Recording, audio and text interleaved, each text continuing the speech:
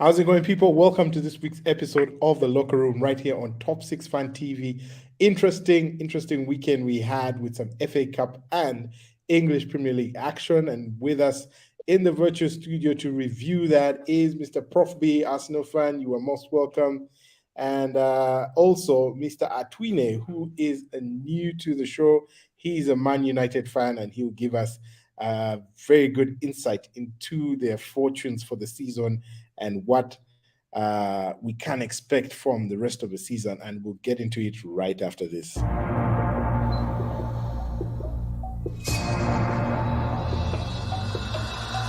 Bukayo Saka! Anthony! Huge support from Aubameyang! There goes Haaland. He's on it.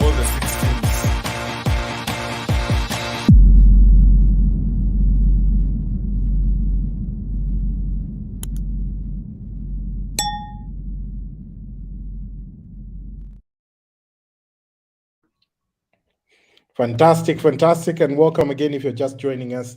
If you're new to the show, feel free to hit the like button. Feel free to hit the subscribe button, most importantly. And I would like to welcome Atwine. You can say hi to the virtual audience. You are most welcome. Hi. I'm glad to be here. Fantastic. I like that super tele you have in the background. Very good. It's not a super tele, it's a real ball. That's not super tele, man. It's not a super tele, it's a real ball. Ask Aaron. Aaron is a footballer, so he knows these things. You Man United fans, man. You like flossing around. But it's okay. Mr. Prof B, Arsenal fan, you are most welcome, sir. Thank you. I bring you greetings from top of the table. I hope you're doing well. How are you, Matthew? How are you, Atwine? Atwine, how is it down there in the 50s? Are you doing all right? No. We're very close to you with very many games in hand, but we're very close to you. Fantastic. As you can hear, the banter is itching from both sides, and we'll get right into action, starting with a review of the fixtures from the Premier League. And there was none bigger than the game at the Emirates Stadium, where Arsenal did welcome Crystal Palace, who sacked Patrick Vieira a couple of days ago. And obviously that was going to prove difficult for them, and so it did. The result turned out to be something quite difficult for Crystal Palace to avoid. A 4-1 thrashing, I would say, of Crystal Palace. Complete domination from Arsenal. Goals coming in from Martinelli, who missed a penalty in the Europa League exit during the week, and then Saka with the double and Xhaka with the goal. Fantastic result there. Schlupp there scoring for Crystal Palace. Aaron, your take on the result? That result taking Arsenal 8 points clear. Of course, City with the game in hand over them, but taking Arsenal 8 points clear. Your take on that result? Was that an effective bounce back from the Europa League, or do you think Arsenal will feel the pressure after the international break coming? 10 games to go. To be the team of the best this season for a young group, Arsenal player coming up to the Europa League as they start on some of those things that title winning teams get to display. Disappointment for Martinelli on Thursday. I think the first goal, the first 25 minutes of the game, where we were all over the place, all over the defense of Crystal Palace. However, great. It's important to agree that Mikel Arteta has been exceptional this season. Down the line, that he's placed various to the team, even the way at cut grounds, records of your that he places in the away and the way the momentum is building a team that is to get Crystal Palace at home. Yes. No, Can you hear me? Hear you. Yeah. Just a bit, but there's a bit of interruption there. I think you're better now. Go ahead as you wrap up. Yeah. Yeah. Crystal Palace at home is not a fixture that you can call simple because it's a London derby. However, the Arsenal on Sunday displayed qualities of a title-winning team in terms of the way they displayed. They put the and their frustration to pick up those points. And I think for me, it's a message to Pep Guardiola and his boys that the Arsenal boys are up for it, and it's going to be an interesting run into the end of the season. Of course, the international break has come at the wrong time, Arteta, and he's itching his fingers across as go away to national teams. So I think that will be a difficult position for him because of any injuries to his key players. Thank you, Matthew. Fantastic. Atwini, your take on that result, and of course we'll get to City, who are involved in the FA Cup as well as Manchester United, but your take on that result for the Arsenal. Is it, do you think they'll sustain that kind of performance after the international break? Well, first of all, you have to appreciate that Crystal Palace is on the second page of the table. They are in 12th position. Arsenal is at the top of the table. You have to give it to Arsenal. They are playing very well. Very many people have come saying that it's because Man City is not performing according to expectation. But Man City is not the reason why Arsenal is at the top. Arsenal is at the top because they have performed very well. That's a given. You give it to them. But Arsenal is in a very, very tricky place. They don't want to go into an international break with Man City having a game in hand, and then you also having a game in hand, and they are just a few points behind them, about 8 points. To get 8 points is not hard. All Arsenal needs to do is to draw like 2 games, and then Man City wins those 2 games. Those are 6 points. Then probably they will drop some points at a certain point. I'm not saying they're going to drop. Man City is playing so well. It's very exceptional. It's having commanding wins. Last season it was only Man City and Liverpool that would score 4 goals and above. It's becoming a tradition for Arsenal. They are scoring at will. They're enjoying the game, and they like. But whenever you go into an international break, it's very unpredictable. It's good. For example, take an example for Manchester United. It's good Rashford has gotten that small injury right now, and he's not going to participate in the international break. But for Arsenal, all their guys are going to perform. Saka is going to play for England. He's going to be probably their main talisman because he's the most informed player on the English Premier on the English team. And the pressure that comes with playing with other kinds of players, anything can really happen. So it's going to be more tricky for Arsenal now, coming back from that 4-1 thrashing of Crystal Palace. Even if it's a small team, we all expected Arsenal to win this game. But it's going to be very tricky for Arsenal. And if I were an Arsenal fan, I would tread carefully when we come back. And remember, teams which have, for example, clubs which have bigger, especially Man City. Man City has a very big squad. They also score at will, just like Arsenal is doing. But the squad depth they're really quite deep for Man City. And Pep Guardiola is probably going to prepare very well for the return from the international break. So it's a very worrying situation for the elephant at the top of the tree. It should be worrying. It doesn't seem to be worrying at the moment, but you could say it is a risky situation. And going into, Prof B, do you agree? You seem to want to interject there. I think it's interesting when you listen to the opposition speak about the Arsenal and the elephant. They preach about all this that we've kept. Recently, I saw a meme where a team was saying that if Spurs beats Arsenal, then we win this game. Then Arsenal loses to this team, will probably win our game and will be equal with them in points. I can tell you that same team is 19 points behind Arsenal with just 1 game in hand or 2. And we call them title pretenders. When they mention the elephant, which is the Arsenal this season, is performing so well, even under pressure. You can imagine after the Man City loss, there were a couple of games that people would have thought that maybe certain Arteta's boys start crumbling, and they came on top. Case in point, the Villa game, we scored 2 goals in the 98th minute. Then you take an example of the next fixture that to start from behind and come in and win the game. Crystal Palace at home it's a game that one is simple to play in front of our fans, but also it's one of the games that was difficult because they had sacked their manager, and every player plays to impress the manager. So credit to the boys that they went out there and showed something different. for the fans at the Emirates. And for me, that's a title-winning squad. Over to you, Matthew. My view, I will wait to pass that judgment when we're going into the final 5 games of the season.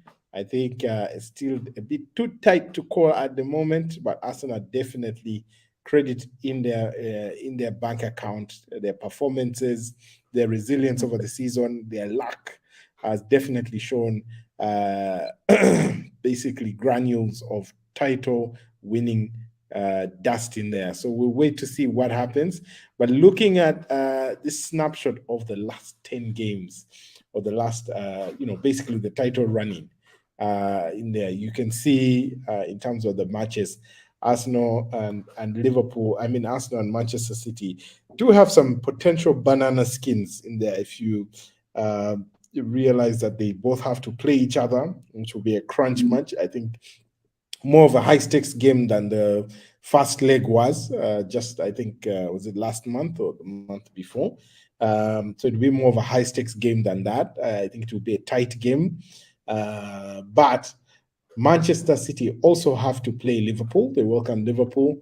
They have then Southampton, then Leicester City. Southampton, of course, will be fighting for their lives. But you don't expect City to have challenges with them.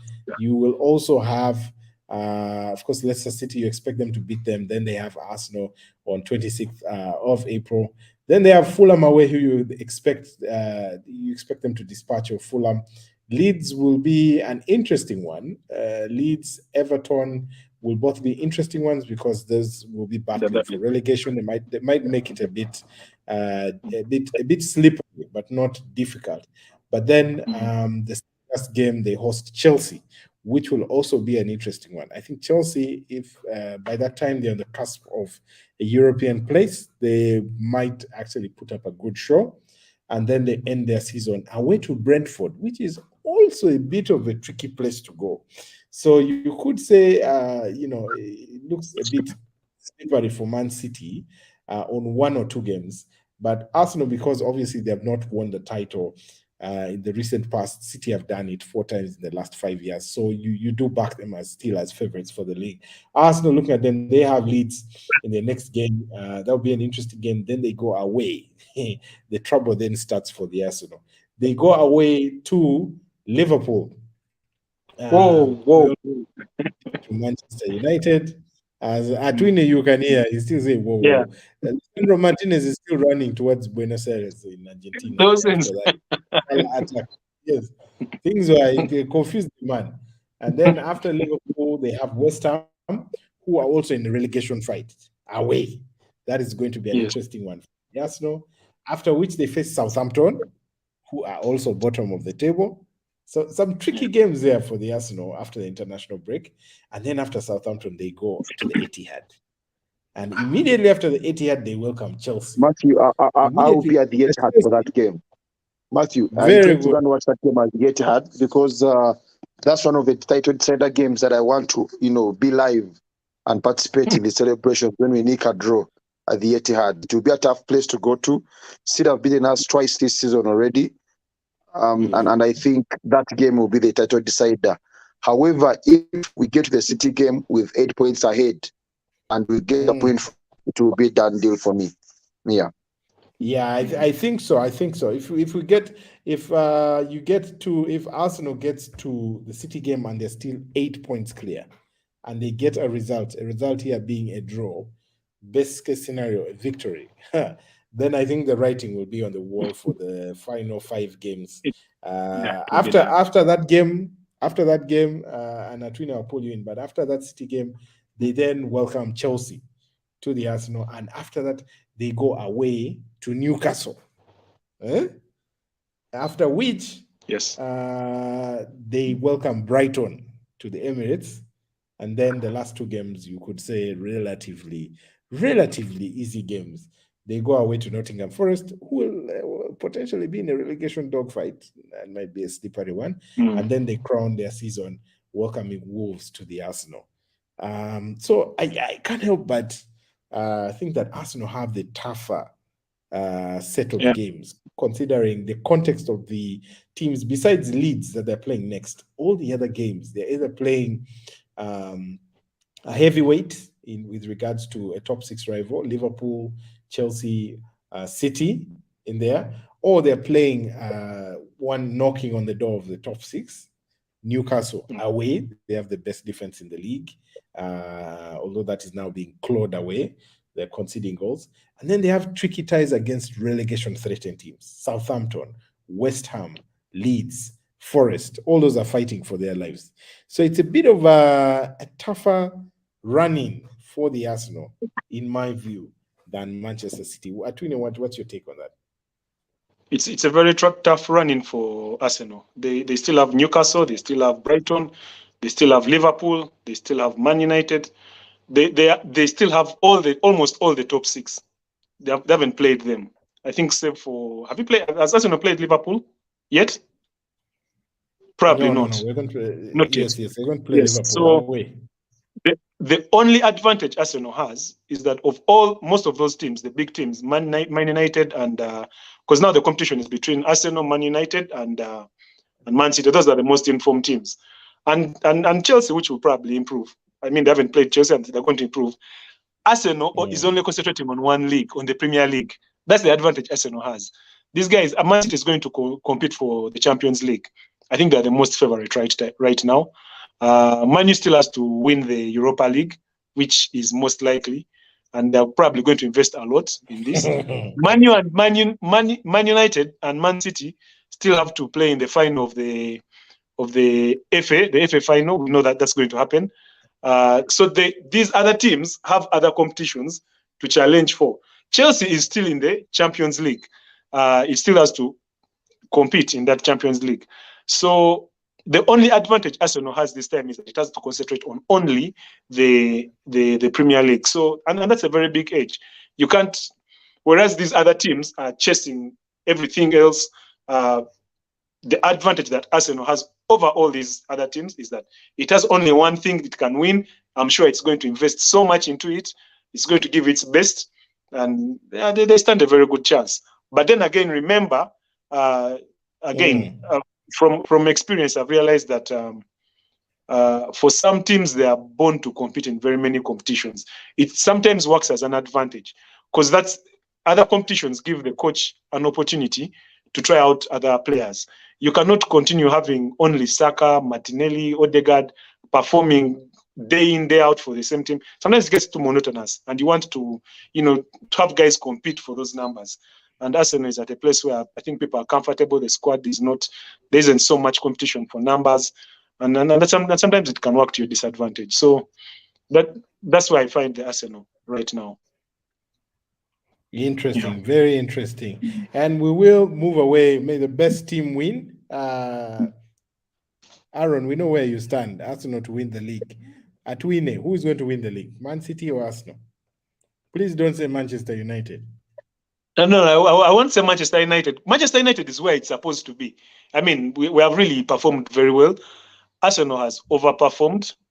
I'll give them the league to this time. I think they're going to win it. Yeah, it's a given. Very good. Yeah. Very good. Yeah. All right, we'll move on to the other results in the Premier League. Matthew, were you recording that? Yeah. Are you recording that statement? Yes. They will win the league, but they will not. Super high definition. Let me just clarify. Let me say something. Arsenal has a higher chance of winning the league right now because they are almost 10 points ahead. But it's going to come down to the game with Man City. Remember, they still have to play these other. It comes down to the Man City game. If they beat Man City, if they thrash it and put it aside, that's good. But if Man City beats them, because Man City is going to come to do a killing. And Pep Guardiola doesn't want to score a 2-1 and the like. So it's going to probably end up like the Liverpool Man U game. It's going to be a thrashing. Even if you take the league, we shall beat you. We shall give you a beating of a lifetime. So for that game, I can predict that Man City is going to win that game against Arsenal. That one is my prediction. Fantastic. Let's bring in some comments here from some of our viewers at the moment. They're chipping it with their views. Eliphaz says, Twin is spot on. Arsenal has the advantage of only a single league experience to go. All in City and United have troubles to invest in that. Can also be a cost. Arsenal has no excuse. By that, I think he refers to the fact that they have other engagements in other tournaments. And then a good lady here, Caroline Nodrin Mirame, says, Aaron, don't worry. I have the recording of Atwine giving Arsenal the trophy. And I'm sure that is going to be put on replay at the end of the season. Thank you very much, Eliphaz and Caroline, for your comments. Do feel free to hit that subscribe and like button as well. And moving on to the other games over the weekend, gentlemen, in the English Premier League, we had Chelsea coming up, welcoming Everton to Stamford Bridge. The match ended 2-2, ladies and gentlemen. The mini Chelsea revival seems to have gone to back to the default settings, which is draw, what Chelsea has seemed to have done more of this year. Aaron, Felix there with the goals for João Felix for Chelsea. Kai Havertz there with the penalty, but Doucouré and Sims there, young striker Sims, scoring late on to secure a point for Everton. Aaron, Prof B, your take on Chelsea. Do you think they'll make it into the European places?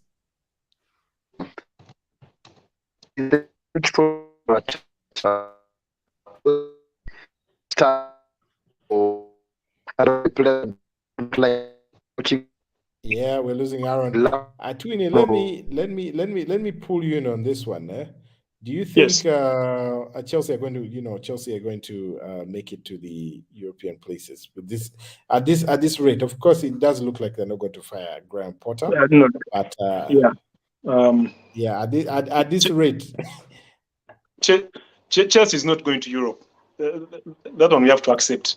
Chelsea is not going to Europe, especially they might go to Europa, but they will not go to they will not do the Champions League. Champions League spots are already full. We already have Arsenal, we have Man U, we have Man City, who are really far ahead of the other teams, and Tottenham. If any team might pop in there, it will probably be even Liverpool. It is a stretch for Liverpool to go to the Champions League. It's going to be a very tough season. Next season, we're not going to have Liverpool and Chelsea in the Champions League. Chelsea has been in this position before, though. There was a season where, about 4 seasons ago, where Chelsea won the Europa League and also had the Champions League. They had won the Champions League, but then also somehow they also had the Europa League. So Chelsea has been here before. They now to compete in Europe, but the domestic league is a trick. Is a trick for them. The most they can achieve is go to Europe. And we thought Chelsea had come back, but to give away a 2-goal lead, is also another thing. Chelsea needed to have won that game. I'm reminded of the words of Jose Mourinho, the footballer, the special one, who said that draws are worse than losses, because a team that gets a team that gets 2 draws and 1 loss. Yes, I mean 2 draws and 1 win is worse than a team that gets 1 win and 2 losses. Because the team that gets the win and 2 losses ends up getting 3 points. The other team will only get 2 points. So draws are bad. I would rather lose a game than on the bigger scale of I would rather lose a game and win the next. But Chelsea seems to be on this run of draws and Champions League position. If you want to be in the Champions League, you can't have 9 losses and expect to compete in the Champions League. And remember, if you have 9 losses in a season, Chelsea has 9 losses right now. You're not going to be in Champions League. You have no right to be called a champion, really. That's a sad reality for Chelsea. Aaron, I want to pull you into the next game here. Our boys are across the road from North London. Spurs having a very interesting weekend. They too avoided defeat, but fell to a draw, conceded in the last few minutes away to Southampton. And that match a 6-goal thriller ending 3-3. Goals coming in from Pedro Porro, Harry Kane, and Ivan Perisic for Spurs, but Southampton rallying late to score 2 goals. Walcott there, our Arsenal man, helping us out. OB is working on a few things right there. And then James Ward-Prowse being awarded a penalty in stoppage time to secure a draw for Spurs. That, though, was not the main talking point of the game. Spurs players obviously looking, dejected right there at the full-time whistle. But what about the reaction from their manager? This guy, he's a bag of, he's just quite something. Bag of emotions. Bag of emotions. There seems to be, Go ahead. There seem to be fundamental issues at Spurs, to be honest with you. Spurs started off the season in a good place, and they're competing after the first 5 games. But since the 6th or 7th game, it has been stopped for them. And I think the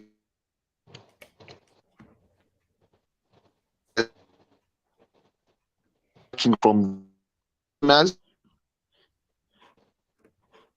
Yeah, looks like we're losing Aaron again. You can hear me. Yeah. Your connection is unfortunately having the same fortunes as Spurs are, so we'll skip you for now. But Atwine, Aaron there, just before Aaron comes back in, and yourself, I'll just play something here, courtesy of Sky Sports here.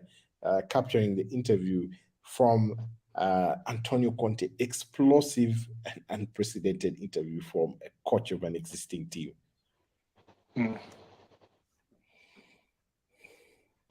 Sound. There's no sound?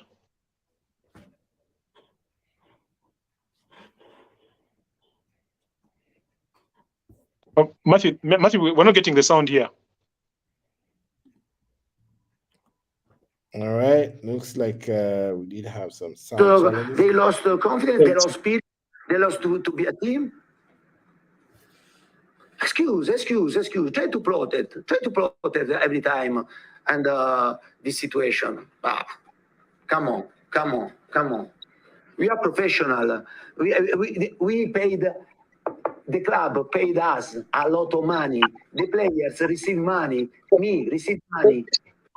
You understand? Not to find excuse and don't have the spirit or don't show the sense of belonging, or don't show sense of responsibility, because we are showing this. And for me, this is acceptable for me, because this is the first time in my career to see a situation like this.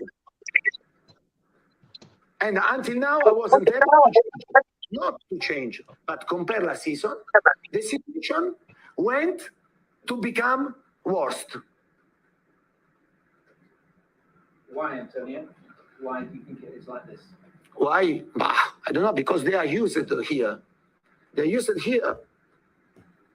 Don't play for something important. Yeah. They don't play. They don't want to play under pressure. They don't want to play under stress. Yeah, it's easy in this way. And Tottenham story is this: 20 years that there is the owner and never won something. But why? Only for the fault is only for the club or for every manager that stay here. And I have seen the manager that Tottenham had on the bench.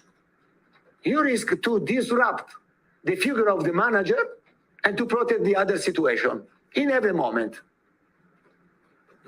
And now, until now, I try to hide the situation, but now no, because I repeat, I don't want to see what I have seen today, because this is unacceptable. Also for the respect for the fans.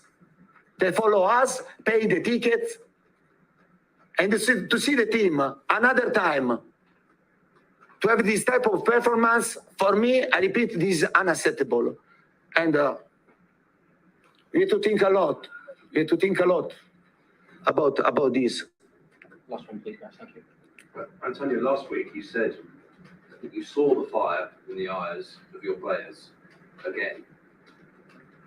What has changed between now and this game, and how much is it your responsibility to motivate them? I said that I want to see the fire, not that I have seen. It's different. Right. I said that I want to see the fire into the eyes. I want to see the fire into the heart. I want to see the right spirit, okay? And not only in the training session, into the pitch. Because here you have to make the difference. And I'm not seeing this. And until now, I try to hide the situation. But now, there are 10 games to go, and something thinks that we can fight. We can fight for what? With this spirit, with this attitude, with this commitment. For what? For the 7th, 8th place, 9th place? I'm not used to this position. I'm really upset. And everybody has to take the responsibility, not only the club, not only the manager, the staff. The players to be involved in this situation. Because it's time to change the situation if Tottenham wants to change. If they want to continue in this way, they can change manager, a lot of manager, but the situation cannot change. Believe me. Thank you very much. Thank you. Thanks, everyone. Wow, what an explosive interview. He was fiery. He was. That does not look good on their side. I don't know. I think there's need for fundamental change at Spurs. I don't know if it's with the owners, if it's with the players, but it's looking extremely bad for them. And if I was Harry Kane, I would be packing my bags and moving on. If I need to win anything, yes, Atwin. Atwin, your take on that? You're on mute. I agree with what Aaron is saying. Spurs is in trouble. I think it's just a bad place to be at. Mourinho went there. We hoped he would win something for them. Mourinho always wins the trophy wherever he goes, but he didn't win them anything. He didn't help them. But there's a fundamental problem at Spurs. Even with their last games, for some of us who play fantasy Premier League, the fantasy game, there's not a season that I ever went without signing Son. You know, and this season he has not performed. He has not risen up to the occasion. They have big names in that team. You know, if Ken doesn't show up for the team is as good as dead. Giving away, of course, hasn't scored a goal all season. Man, you can't have it. It's very unbelievable. You can't have Richarlison on your team, and he's not performing. So there's a fundamental problem. And what Conte is saying is that it has been there for a very long time. So it's probably a club culture that needs to change. The team is not really, it's disjointed. I think going forward, if players like Harry Kane want to win anything, they have to go to clubs like Manchester United and win trophies. You can't, for a club like Tottenham, which has been competing at such a high level. They were once, I think, they were in the Champions League season recently. Final.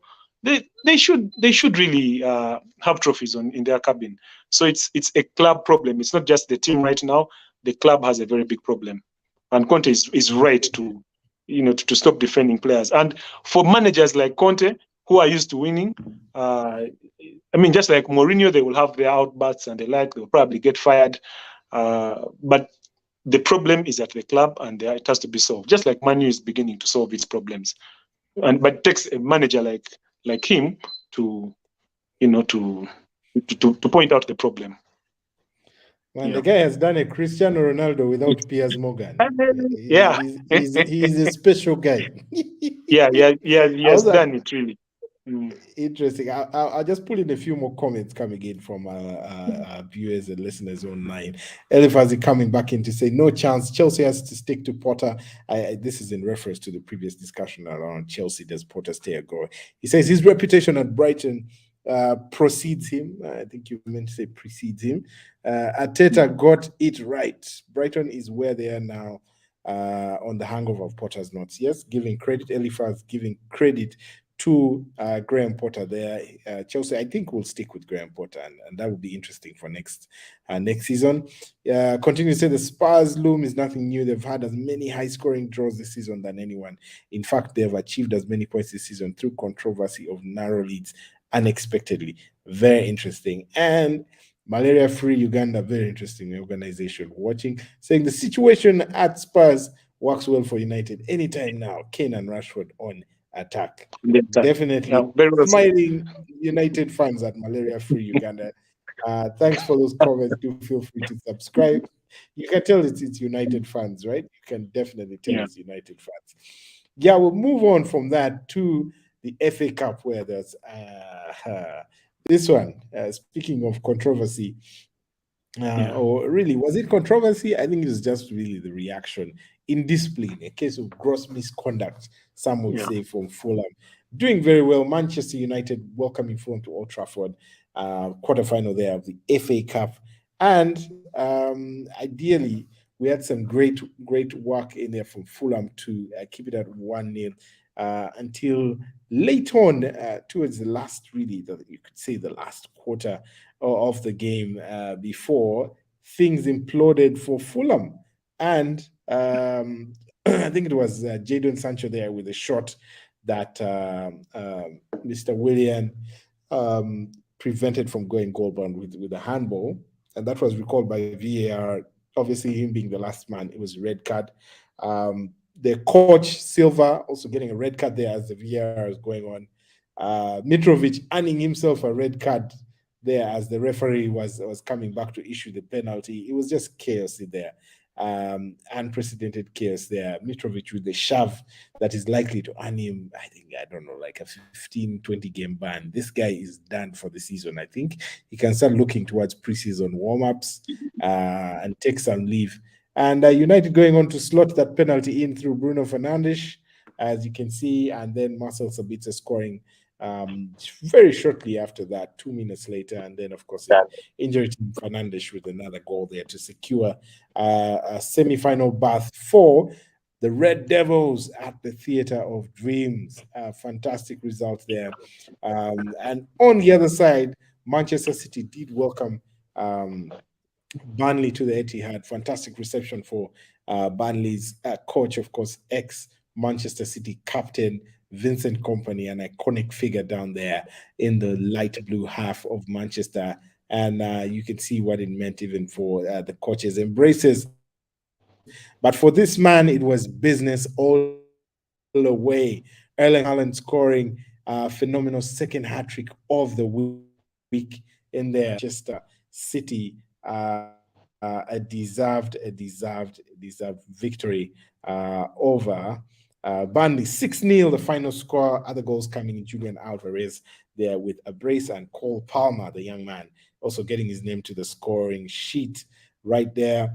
And that sets things up quite nicely for a very interesting run to the final, semi-final draw, as you can see on your screens, gentlemen, ladies, and children, if you are watching, is looking quite juicy right there, and not because of the fixtures specifically within the semi-final, but the potential final being a Manchester derby right there. Atwini, your take on it? Manchester City do play Sheffield United, who also went through in the first semi-final, and the second one, Manchester United play Brighton, which is likely to be, I think, a more interesting game than Manchester United fans think it will be.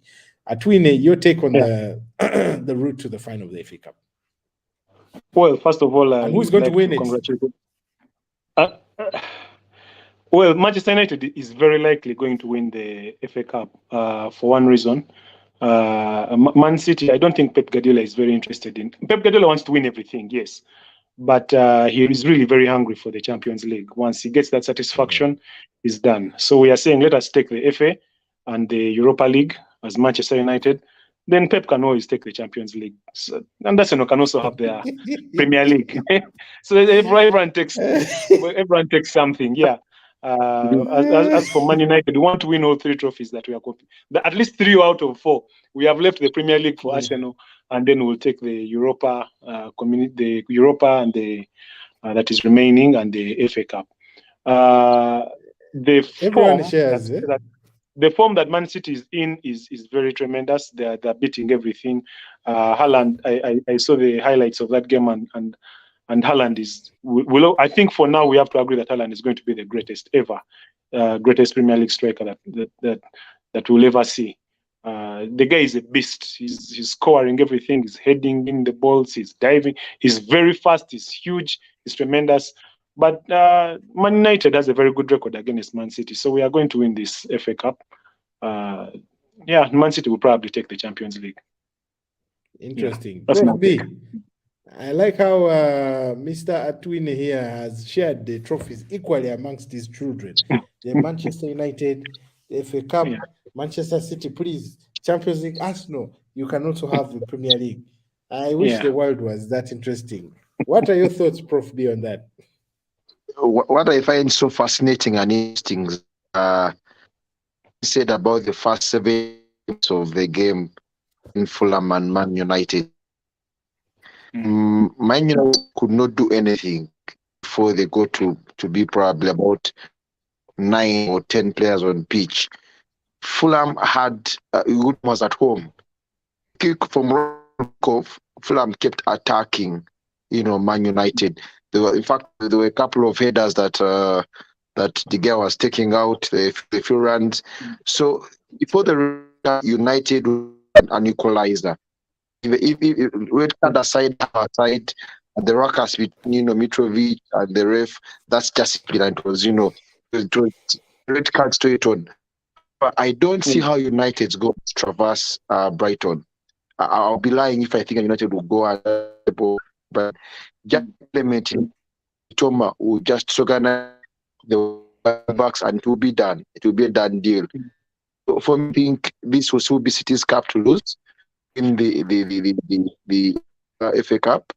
United, I think they will probably concentrate on Europa. Ten Hag knows what he wants. He wants to bring back the winning mentality in United. And you see, Ten Hag has built something new this season in United. All of us have voted Rashford last season. We know who he was. Right now, Rashford is Aaron Wan playing like he's never played before. Look at Luke Shaw, all that who are good. I think that he's done a tremendous job this season. I just don't think he has enough to go ahead and beat Brighton. Brighton will probably or even skin him in the same. This cup, this trophy, the FA Cup, it's all looking like Pep Guardiola all the way, and with it in I see as well. How about you, man? Interesting. Aaron there, obviously suffering with intermittent connectivity, but we do get your point there. Twine, let me just Prof respond. Prof B is hesitant. I just want to respond to what Prof. You see, what Prof B is saying is exactly what he was criticizing earlier. That people say that Arsenal is on top of the Premier League table because Man City is underperforming. No, you see, it's the place of weak teams to lose matches, and it's the place of strong teams to win games.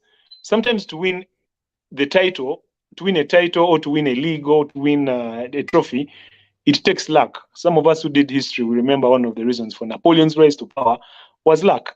I think for last night's game, it's not that Man U played was lucky and the luck. It is the team that is going to win the trophy, and that's why luck was on its side. Yeah, guys, people get red cards. It's part of the game. They should have been disciplined. You don't just go and shove a ref like that. You don't push him aside. It's not your ego. So it was a game that Man U had to win, and we won it. And luck was on our side. Very interesting response. I'll just pull in a few of the last comments before we do a break off, ladies and gentlemen. Aubrey Agaba, resident Man United fan here, saying there was no controversy at Old Trafford. Fulham lost cool or their cool in 90 seconds and lost the game. Otherwise, I thought they generally played well. Very interesting. Objective view from Aubrey, which is not usually the case. We receive here every week from him, Aubrey. Everyone's coming back in to say, as of United and Fulham chaos, United has to be in full praise of Vieira. Otherwise, Fernandes would have faced the same fate during the Liverpool annihilating. Haaland deserves to play on Mars at this rate, obviously. And finally, Eliphaz also saying, Twin is sounding like an adjudicator, if not Jarry, giving those trophies out in swift suffice before the last 2 months begin. Very interesting. You can tell this man had the same English teacher as one Lord Mayor of Kampala. Elias Lukwago. Yes, Lukwago. Very interesting English there, Mr.